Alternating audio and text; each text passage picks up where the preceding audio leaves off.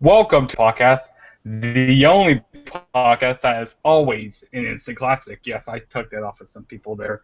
Yes, that is some copyright right there. But today we are here to review WWE No Way Out 1998 review, and this was in Houston, Texas. This was like what's a in your house special? Yeah, that's what it was. And you know, this pay per view was like really, what would you say? It was really tag team heavy. I would have to say on the show, and some of the characters back in the Attitude Era were like kind of weird. Like on the show, like with Goldust, he's always been weird. With what's her name, Luna.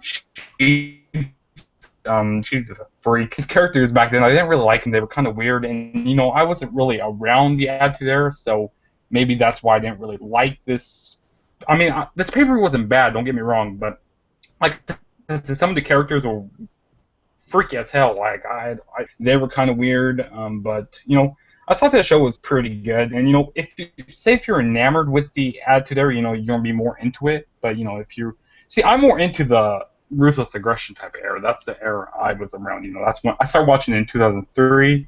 Because I was born in 1998, so yeah, I'm a young one right now. But let's go ahead and get started with this review. So the first match we got kicked off with was Mark Merrow. He was with Sable, and he was tagging up with Goldust, which he was with Luna versus the Headbangers, Mosh and Thrasher. Pretty much the big things I got out of this match were, Mark Merrow and Sable. They were kind of fighting with each other. They weren't getting really along with each other. That's why I saw, from coming out of this, pretty much Mark Merrow was treating Sable like a bitch, and and Mark Merrow, I mean not Mark Merrow, Sable and Luna, they were kind of going at it during the match, and that's pretty much what cost them the match, and that's what led Luna and Sable to a match at WrestleMania, and that led the Headbangers to get the win by a roll-up. I don't remember who got the roll. I think it was Mosher, but and the Headbangers, I think they're kind of a weird tag team a little bit. They wear skirts and weird tie, kind of a weird tag team. But this match was what it was. It really wasn't anything special in my opinion. But yeah, it was just whatever here. And I think the match kind of went on a little too long. I didn't think it really needed to be a long match, but yeah, it was all right. DJ.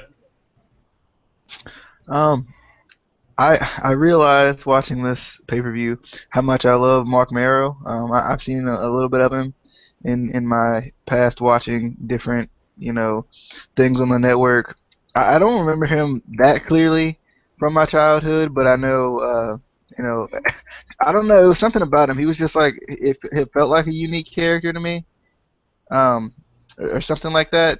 I guess more so for the time, but Goldust looked interesting. It wasn't the Goldust that I've come to know and love, which is unfortunate. Kind of sad. Got to see this black Goldust. That didn't sound right. Got to see this, just not the gold dust. This was black dust, man. This was black rain.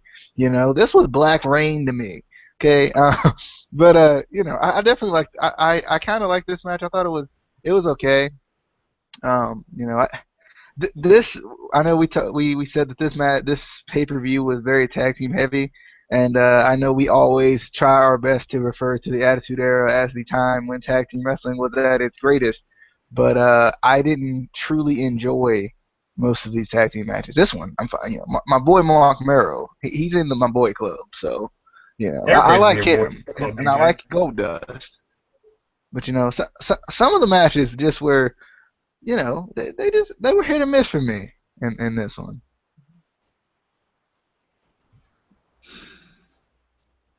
Casey, You know, if he's there. can you hear me? Yeah, I I can can't hear hear you. you. Nope, can't hear you at all.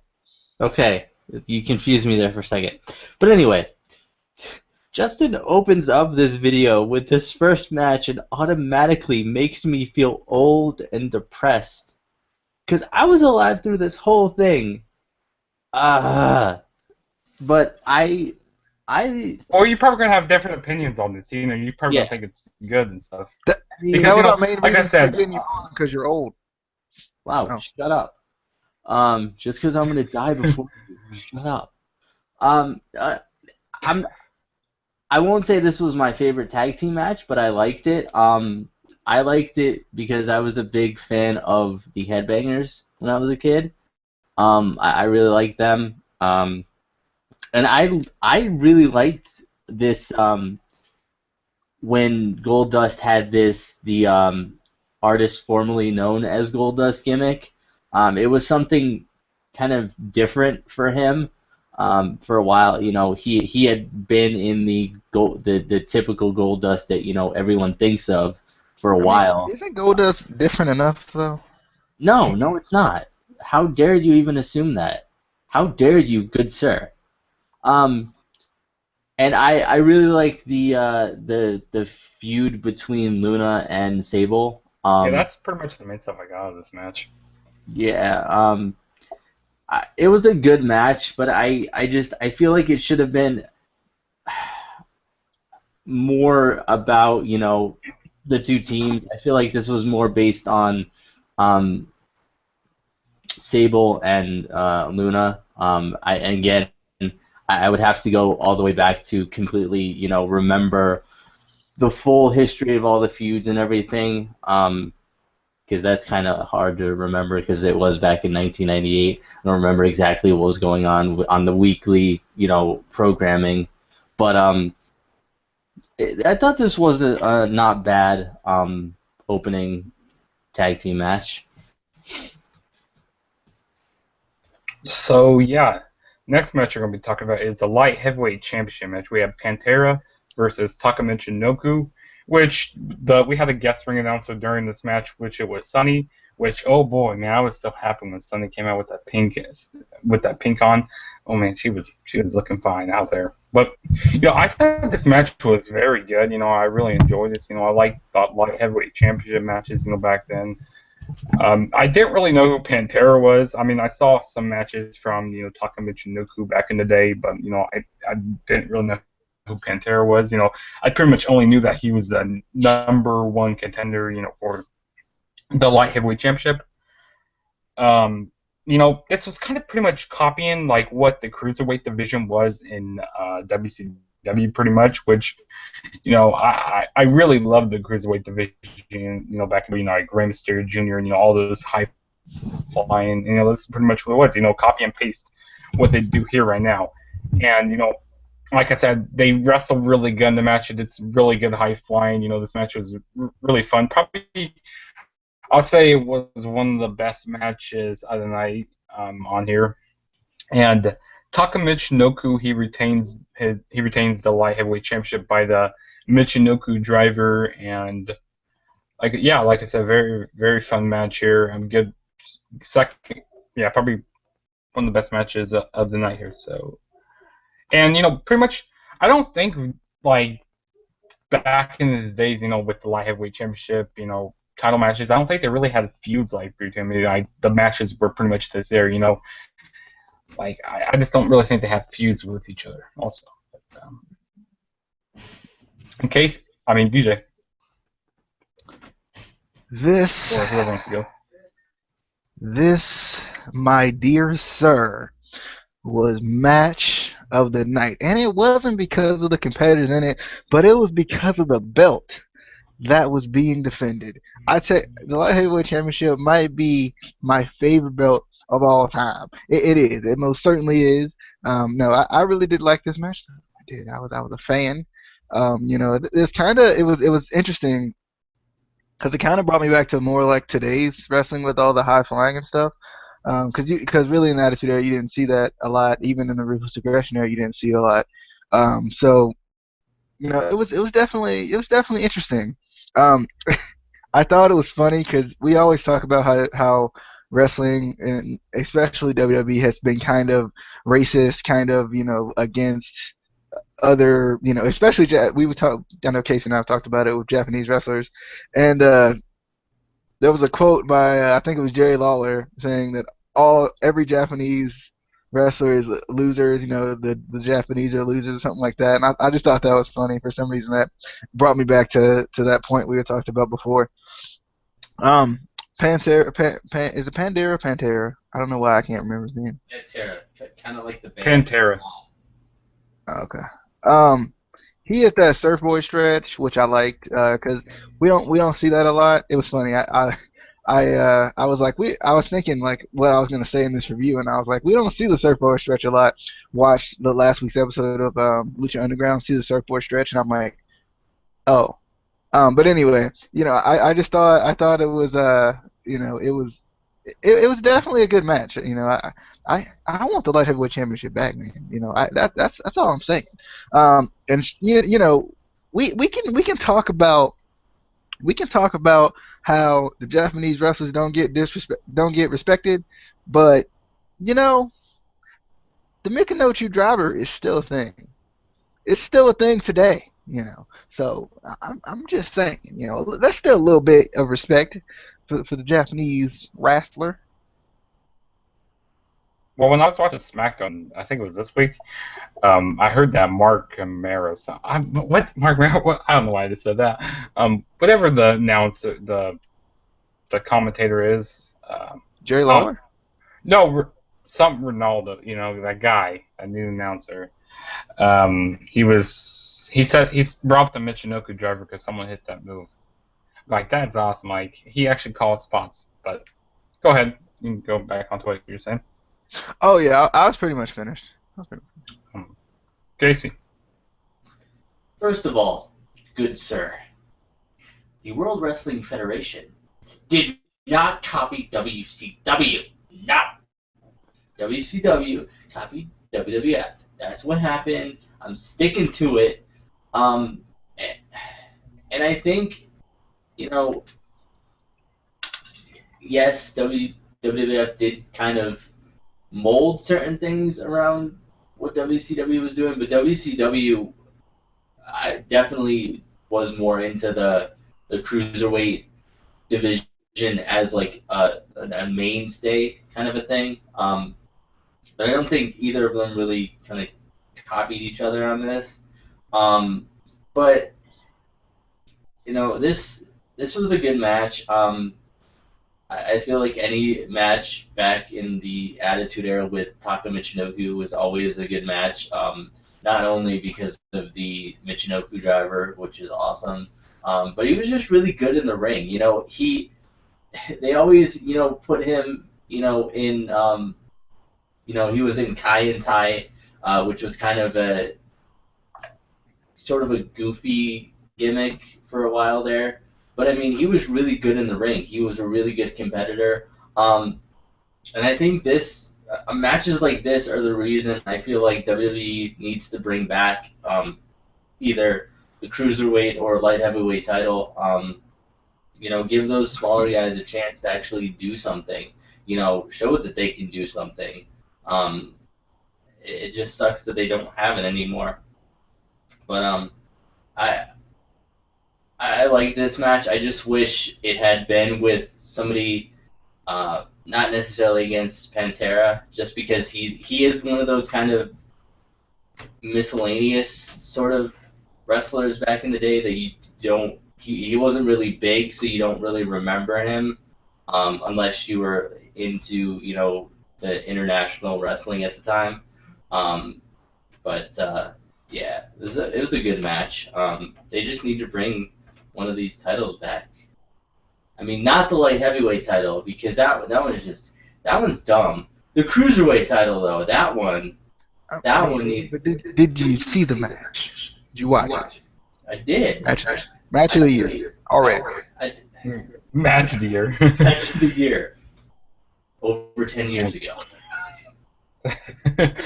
But moving on.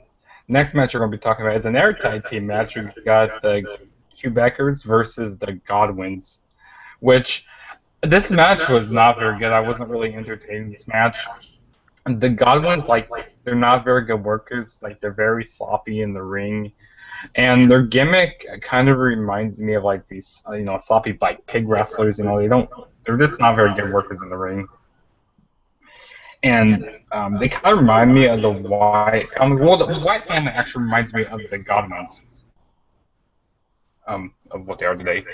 But this match could have gone on a little shorter. Like it went on for like 11 minutes. But the winners of the match were the Godwins. And the Quebecers, they're not very good either. And I heard they were like gone like in a few months, so they didn't stay around for a very while. So, I mean, what was really the point of this match? But like I say, I just wasn't really into this match here. But DJ. I kind of like this match a little bit. I like I like the way the Quebecers work together. You know, they had like that they had that good chemistry, which I think they were from the same country. Obviously, they probably had tag team before, but I think they had they had a good chemistry going. It seemed like a lot of things they did with the 8 at 10 was nice. Um, that they did earlier in the match, and they were pretty much in control of this match. But you know, I don't know how I feel about the Godwins. Um, they kind of reminded me of Dash and Dawson for some reason. A bigger version of Dash and Dawson. For some reason, I was just trying to make some comparisons to today's wrestling while I was watching this. Um, yeah, but I definitely like this match. I thought I liked it, but I also it wasn't like the greatest match ever either. You know, I kind of felt like it was kind of similar to the first one, but had something else to say, but I don't know what it was. Casey. Um, admittedly, yeah, this wasn't. I don't think this was the best match. I think they could have done better. I don't know if it was sloppy. It was just it wasn't. There was something off about this match, but I was excited to see this match again. I like the Godwins. I always liked their feuds and gimmick and everything. Um, I also like the fact that Dennis Knight was a part of the Godwins, aka Midian from the Ministry of Darkness. Um, and I feel like you got to see more of him in ring, actually wrestling, and with the Godwins than you did when he was in the Ministry. He was kind of the sort of minion that Undertaker would have do his bidding or whatever. Um, but I like this match. Just more so for the Godwins. I definitely want to go watch the next pay-per-view after this one and kind of, go back to '98 when wrestling was good. And kind of relive all these feuds again, just to kind of refresh myself to, remember what happened. But then everything that Justin says is a lie. Everything that says a lie. I don't know what that has to do with anything, but I wanted to add that. Okay then. But the next match we're going to talk about is the NWA Championship match, which is the North American Heavyweight Championship, if you guys don't know that out there. Which NWA champion was Jeff Jarrett, and his managers in this match were Jim Cornette of the Rock and Roll Express, and it feels like I'm forgetting someone. Barry Windleman, I think that's who it is.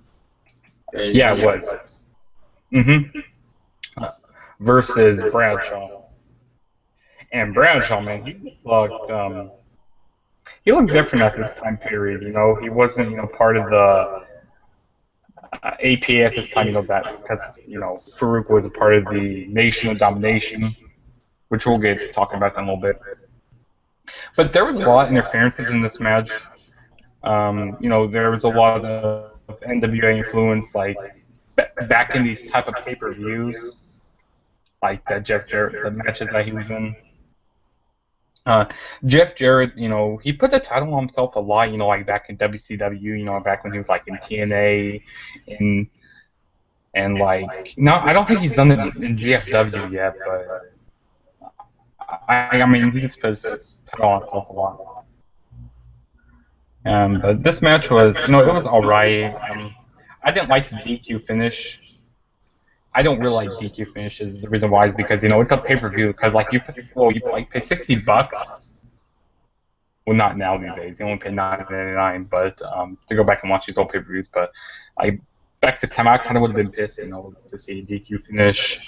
But I think they were trying to protect Bradshaw at this time, which I thought that was a little weird because soon he would be part of the APA, and then he will get his big run, like 6 years after to get his big WWE Championship run, like back in like 2004 match. The pretty much the NWA that came out and attacked Bradshaw, and then in the Legion of Doom they saved Bradshaw, which I don't really understand why Animal and Hawk, what they were doing a part of this, but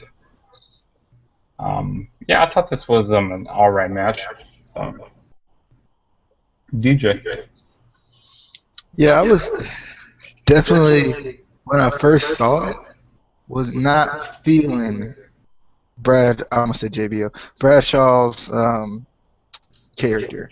I don't know what it was. I just didn't like it. I probably didn't like it because I'd never seen it, and I was used to either APA Bradshaw or a wrestling god. Those were the two I was used to. So, yeah, Justin, he did, end up becoming a great tag team wrestler with Farouk, and then he would become a wrestling god. But, they didn't. I don't know if they knew he was going to become those things at this point, too. Obviously, we know it because hindsight is as clear as it can get. But I feel like they didn't really know it, so they would just kind of. I don't know. Casey can elaborate more because I'm not sure when Bradshaw debuted, or was this like one of his first characters in WWE, or something like that. But as far as the match is concerned, I love the aggression by Bradshaw. He was taking pages out of Kevin Nash's book with that power bomb. That he had that jackknife. I saw it where you just like halfway pick him up and then drop him. He had that jackknife. I was like, okay, I see you, JBL. I guess I can call you now. Um, but the use of the tennis racket I thought was cool. I didn't like the disqualification finish either, but you got to think we're still watching this pay-per-view like randomly at this moment in time. So, and we're thinking, oh, this is going to build up to WrestleMania, so we're not expecting a DQ. But if it went with the storyline, if it made sense in that time, then it was probably a smart move. Love the use of the tennis racket because the tennis racket is actually a pretty good weapon. And LOD came out. I thought that was cool. It was cool to see LOD, but I don't know what their reasoning was either. But I wasn't supposed to know. This was in 1998, and me randomly watching this on the network wasn't going to tell me what their purpose was. But I actually kind of like this match. I wish it wouldn't end in a DQ, just because I kind of wanted to see a legit finish. But I definitely. I definitely like this match. I mean, plus Casey, I'm a big Jeff Jarrett fan. I'm a big old school Double J fan. With the two fingers, and the guitars, and the long hair and all that. And the strut. No. If you're talking old school Jeff Jarrett, you have to go like back to the original Jeff Jarrett, the country star who came in, with the light up hat. You got to go back, before both of you were born, because I'm old. I liked, it wasn't my favorite. I do remember the Blackjack Bradshaw gimmick. It wasn't, one of my favorites. It wasn't the best. But it did kind of help him, build his character and help push him to, after that, obviously, the acolytes, and then up to, like Justin said. Wrestling God!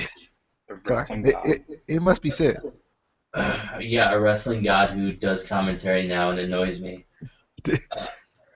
Uh, Casey, what was your um, favorite? What was your favorite Bradshaw character, though? I'm wondering.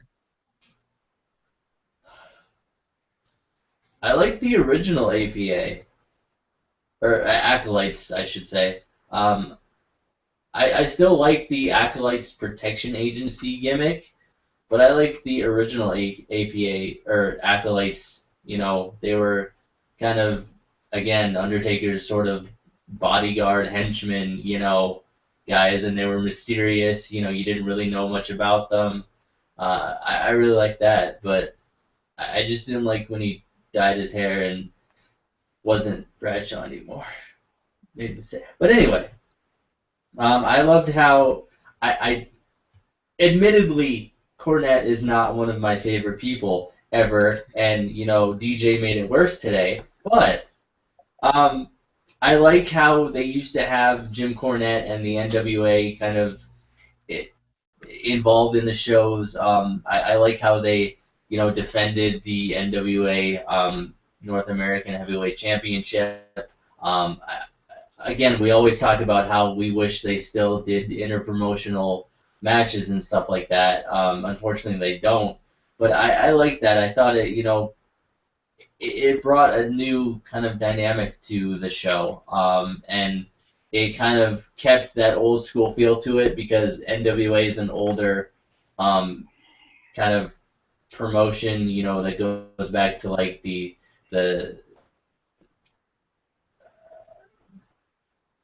before, you know, kind of before you had the big companies like WWE, WCW, back when you had different regions of wrestling, different territories and stuff like that. So it kind of it kept that, you know, tradition almost in the show, and then obviously, you know, we had internet back then, but it wasn't the best. But you could still kind of, you know, research and see, you know, if you were younger, what the NWA was, you know, and kind of, you know, learn more about wrestling history. So I like that they had NWA stuff on there. Um, eh, they should have, you know, had Jarrett lose the title. I'm just saying, because I mean, who really likes Jeff Jarrett? Really, who really likes Jeff Jarrett? Nobody does. Nobody at all. But I did. I'm gonna be the weird one and say that I liked the DQ finish because it builds up the feud more. You know, it's not just okay, so and so won the title or retained and that's it. You know, he won by disqualification. That's gonna build up heat in a feud. Um, you know, I liked it. So yeah, the next match we're going to be talking about is another tag team match. Like I said, very tag team heavy show. The Nation Domination versus Ken Shamrock versus Ahmad Johnson and versus the Disciples of Apocalypse. Now, I thought this match was very good. You know, it was a really big 10-man tag team match. Um, you know, like I said, I thought this match was very good. I like how they planted the seeds during this match with The Rock and Ken Shamrock, you know, because, you know, they were leading up to that match at WrestleMania, you know, because pretty much Ken Shamrock made The Rock tap out. So, like, that's a really smart move right there, which I already knew that they were facing each other at WrestleMania, at the, you know, at the next pay-per-view. I also like how you had, like, the ascension between Farouk and the Nation Domination, yeah, which I really like that, you know, because pretty much like splitting them apart, which that was really good. And this match was like really chaotic, which, you know, like if you're into that, you probably like this pay-per-view a lot, because this whole pay-per-view is really chaotic. And yeah, like I said, this match was really fun, and I enjoyed it.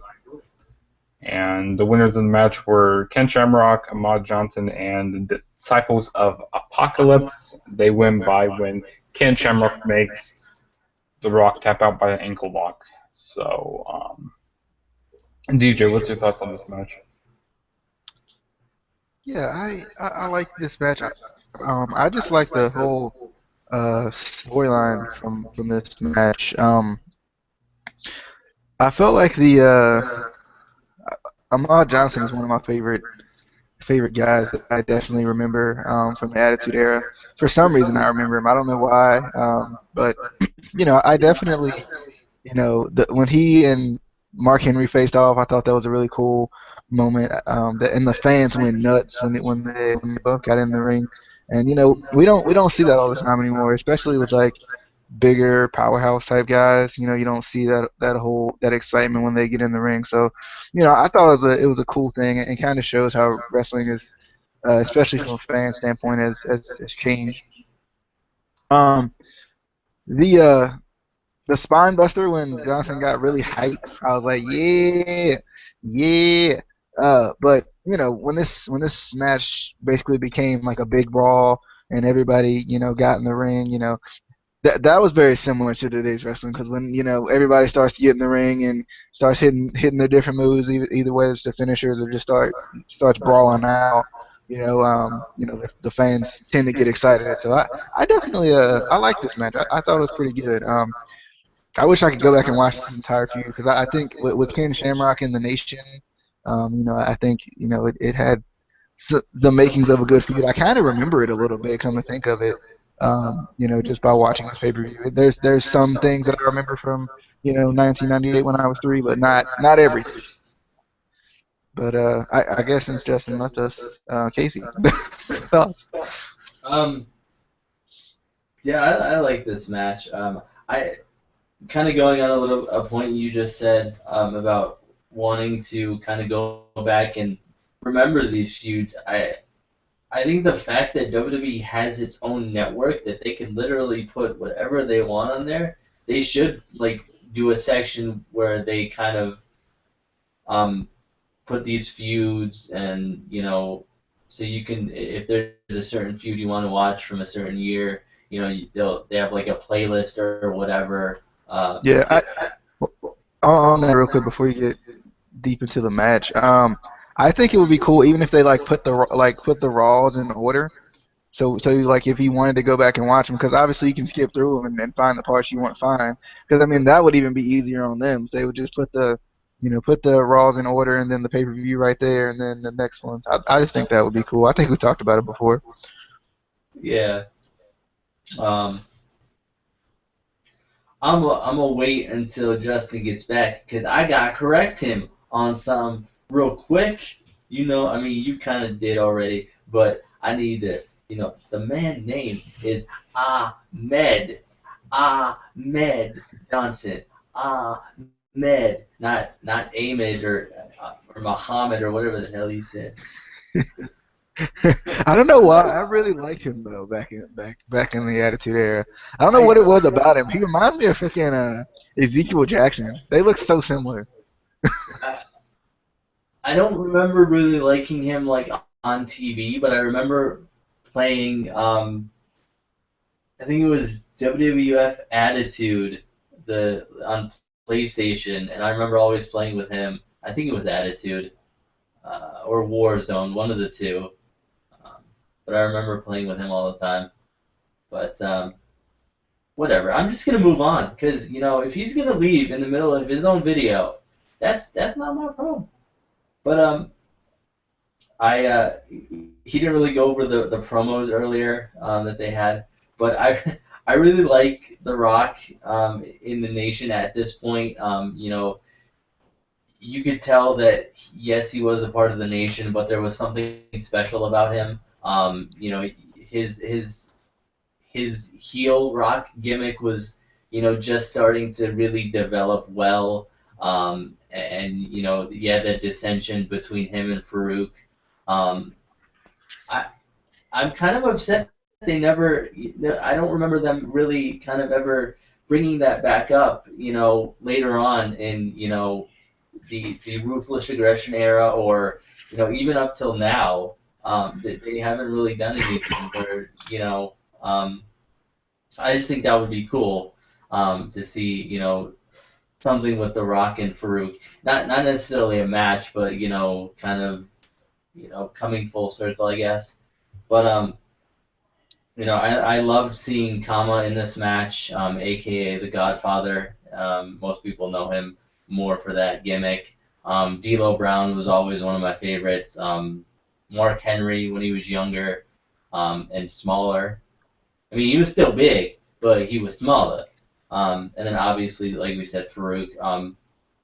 Also, um, I really like this match because Ken Shamrock was always one of my favorite wrestlers. More for the technical work that he did. Obviously, the ankle lock that he does is it's crazy. I think we need to see Kurt Angle versus Ken Shamrock because I need to know. I need to know which ankle lock is the best. I need to know. This is something that needs to happen. Let's WWE, get a whole, let's get a huge match like of everybody who has an ankle lock. No, just the two. Just the two. It's the two. When Kurt Angle finally returns, they're gonna bring back Shamrock too. That's gonna be, the big. That would be like if they did that and made it like a WrestleMania match, just like even if it was just random, like I think people would freak out over it. That would be amazing. I would love it. That would be amazing. But by the way, since we are talking about kind of promos and backstage segments while Justin was gone, the little I don't know what they were calling it, but the Terry Funk Mick Foley like little interview they were doing with the laptops. Number one, those laptops look so freaking old because they were. And then also America Online. I was like, yeah. I was like, they got the messenger up on computers because that really brought me back. Looking at AOL, I was like, man, that old school AOL. I was like, just going on that a little bit, that's part of why I like watching these old pay-per-views from like the late 90s, because even in WCW they would have like America Online would sponsor like a Q&A during the pay-per-view or something, and then just seeing like WWF.com was crazy. But yeah, those laptops, man, There was one thing I wanted to add. I also like when they had that like big blimp thing in the arena that says like I don't know what it says on it, but maybe it says World Wrestling Federation on it. I always love seeing that flown around in the arenas, but at the pay-per-views. But I also miss, and it's something stupid, but I miss when like pay-per-views were sponsored by different companies or whatever. Like I forgot which one this one said, but like some of them would say presented by 1-800-COLLECT. I don't know why, but I miss that. I mean, they would be sponsored by like Tostinos. they're gonna be they're sponsored by Tap Out.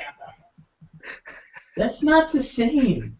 And then they're gonna have Dana Brooke and Charlotte in a feud because Tap Out.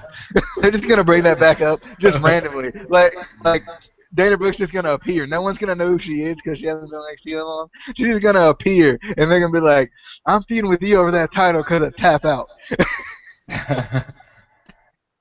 And also, one thing I want to add, I love the commentary on this show. Like Jerry Lawler, he was being a heel at this time, which he's became a heel now, so that was really good. But what you guys like the commentary at this show? Yeah, it was good to see good old JR back, I tell you. Good old JR in that suit. I don't think he's ever wore a suit in his life. But, this show, just he happened to wear a suit. And I was hyped. I was like, good old JR is back, baby. What you talking about? He always wore suits for pay-per-views with the snake skin. And yeah, I missed it. I miss JR and King. You also got to see Michael Cole. You also got to see Michael Cole, Casey. I mean, yeah, but like for a little bit, not the whole fucking show where he all talks about I don't even know what he talks about anymore He because talks about random stuff. I ignore him. Like he can't even call a match. Yeah, they're not supposed to call the match, but yeah. Moving on. Next match we're gonna be talking about is Vader versus Kane, which this match was like kind of en route to Kane versus the Undertaker at the Rumble because pretty much Undertaker pretty much got buried and burned alive during at the Royal Rumble, and this was kind of like a filler rivalry that Kane was in, pretty much getting ready for WrestleMania, when he goes to face the Undertaker, and I thought this was a pretty good match. Vader at this time, they weren't really doing much with him, like back when he was in ECW. I mean, back when he was in WCW, and back when he was in WWF, earlier, right at the beginning of his career. I thought he did more stuff back then, and they didn't really do much stuff at him this time. But both these guys, they kind of have like the same gimmicks, like the same character. They're two big monsters, and yeah, I thought this was, and like their size wise is really, kind of the same. And Paul Bearer, he would get involved in this match a few times, and that would pretty much lead to Kane getting the win by the Tombstone Pile Driver. And like I said, pretty much leaving that match, like having them stronger going into WrestleMania. And what else is there about this match? And Vader, he was really over at this time, so I don't know really why they didn't utilize him really more back in the Attitude Era. And DJ, what's your thoughts on this match? Oh man, this match is the reason why I personally get excited about Ryback versus whatever big guy he faced last time, Mark Henry or something. Let's just say hypothetically speaking. Because for some reason I just was really into this match. I don't know what it was. It was two guys going at it. Two big guys going at it, which I think is kind of one of those things that no one appreciates anymore in WWE or in general ever. And I just think it's unfortunate. Because for some reason, I just really like this match. I love Vader. Obviously, I love the old school Kane as well. But this match was just really good. It was really aggressive. It was really smash mouth. Vader would get the control and then Kane would fight it off, or Kane would freaking just get up from whatever. You could throw him in the trash can and throw him outside. He'd still be up in the ring. That man. He was getting up from everything. I like this match. I don't know what it was about this match, but I really like this. I think they could have just put the icing on the cake, and put the light heavyweight championship on the line in this match, and I would have been fine. I would have been fine with that. I mean, imagine Vader as the light heavyweight champion. You want to talk about no limits? Vader, light heavyweight champion. I see it. WrestleMania, book it. WrestleMania 32, book it. WrestleMania 32, but oh my gosh. Vader versus Kane for the light heavyweight championship, baby. Maybe 10 years ago. No, I mean they can do it now. I'd be excited right now. Book it. Book it. Casey. I was excited about this match, seeing it again. Normally these days, I don't get excited too much about two big guys going at it because it's usually like Big Show and Ryback, and both of them suck. But I like this one. I wasn't sure about it because I didn't remember exactly seeing this match back in '98. But I've always heard that Vader was notoriously kind of rough in the ring, and a lot of guys didn't necessarily like working with him because he didn't hold back, and he hurt a lot of people, whether intentionally or unintentionally, I don't know. But I thought this was a good big guy match. They booked it well. It was smash mouth. It was rough. Also, a big factor was Kane was younger. Um, and Kane, he was still kind of fresh for us, I guess. He was still mysterious. He still, you didn't know much about him. He was still athletic in the ring. He could, he could do all he could still go up to the top rope and do some stuff, and still obviously do the power moves. Um, whereas now he's just old and needs to retire. But I like this match. This is another feud. I don't remember if they did an actual feud with him and Vader. But I definitely will want to go back and watch more early Kane stuff, and some Vader stuff. But So yeah. And then the next match we're going to talk about is the main event, which it was a non-sanctioned, anything goes match. We had Triple H, the New Jalas, and a mystery partner, which it was Savio Vega, which I'm like, what? Why are they using him? I thought it was like really random because during the whole night they were trying to hype it up, saying this would be something really, really big. But we get Savio Vega, because that he's going to be replacing Shawn Michaels, which I don't know really why they're replacing Shawn Michaels. Maybe because injury or something. Because I remember at this time, I think he was kind of starting to have his back problems, so they didn't really want to risk him. But they were facing Stone Cold, Owen Hart, Cactus Jack, and Chainsaw Charlie.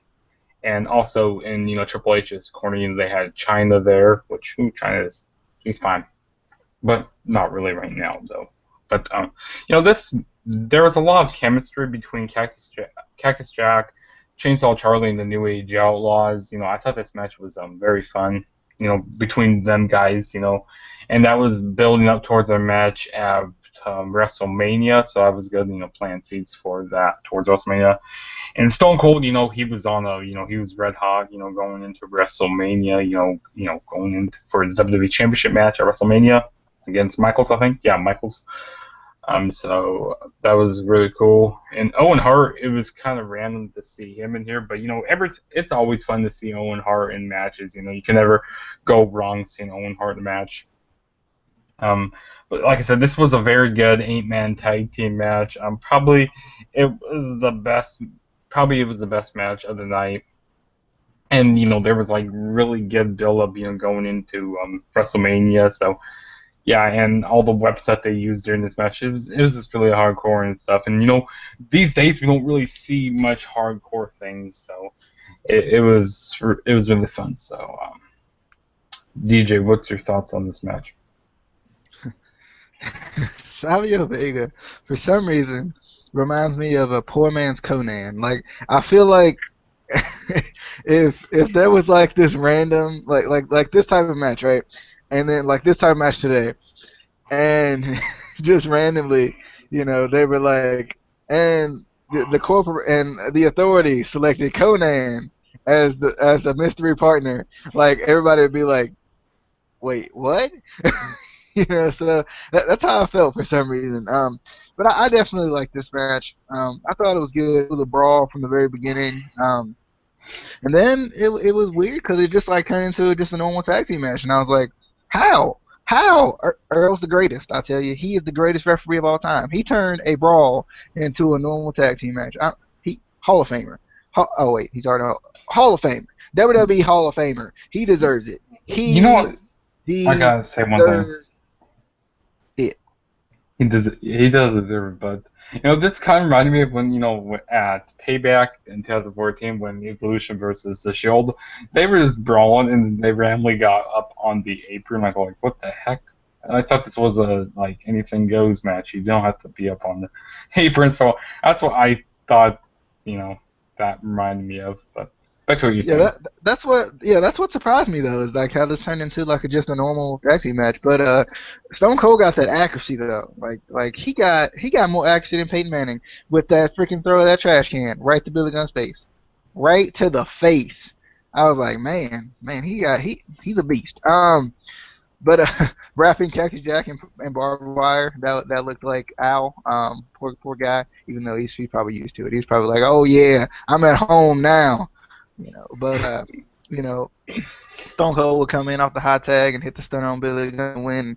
I definitely like this match. I thought it was a good main event. I was excited for going into it. So I thought it was pretty good. I wanna see I want to watch more older pay-per-views, preferably more that's better than this one. This one was decent, but I know there were some like really really really good ones that I want to go back and watch. Especially maybe for Mania. Maybe we could do like our favorite WrestleMania and review that, Well, or we're all review all three of our favorite WrestleManias because I'm sure we differ. yeah, I was gonna say we're all gonna. That's what I was trying to say, but then it ended up being one thing. All right. Um, I thought this was a good main event. I loved when they used to do the non-sanctioned matches. It just made it feel that much more like epic and crazy because WWE doesn't want to be liable for whatever happens, so they're gonna make it unsanctioned, so they can do whatever they want, blah blah blah. It just made it, you wanted to tune in more, even more to see what they would do to each other. Um, it was cool seeing, Triple H and the New Age Outlaws before they were all officially DX. At this time, DX was still just Triple H, Shawn Michaels, and Chyna. So it was kind of cool seeing that right, before they all became DX. You know, Obviously, I love going back to watch Owen Hart matches. You know, I don't remember I didn't remember seeing much of his matches growing up, but he was, everything that they say about him in the ring is always true. He was so good in the ring, and I've heard he's one of those guys that when you're around him, you always had a smile on your face because he always made you happy. But it was always good going back to see his matches. Eh,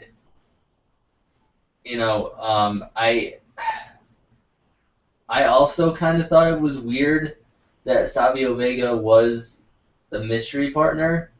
Um, but at the time, he was kind of big in the WWE. Not big like a top star, but he was kind of. I'm trying to think of a comparison now. I guess sort of like maybe a Dolph Ziggler, where he's not the top guy, but he's people know of him and he's kind of a household name.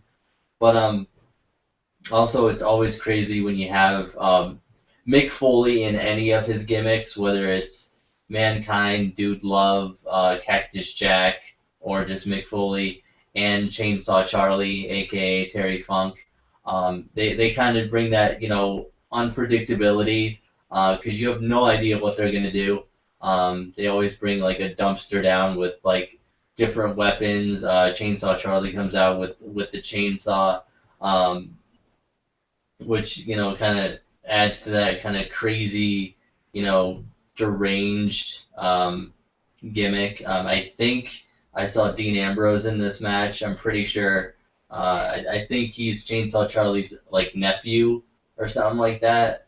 I think. I don't quote me on that. I think it is. I don't know. But I love this match. He did come from CZW, so I wouldn't be surprised. Yeah.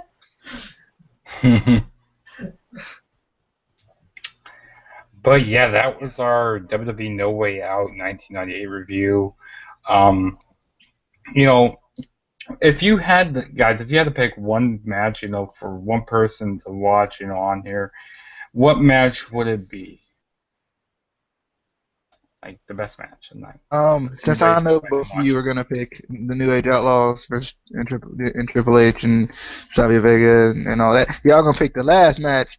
I'm going back to the match that made me the happiest, and it was the light heavyweight championship match, baby. It was the light heavyweight championship match, baby. No, don't pick that one. I definitely liked it, but for some reason I liked Vader versus Kane a little bit more.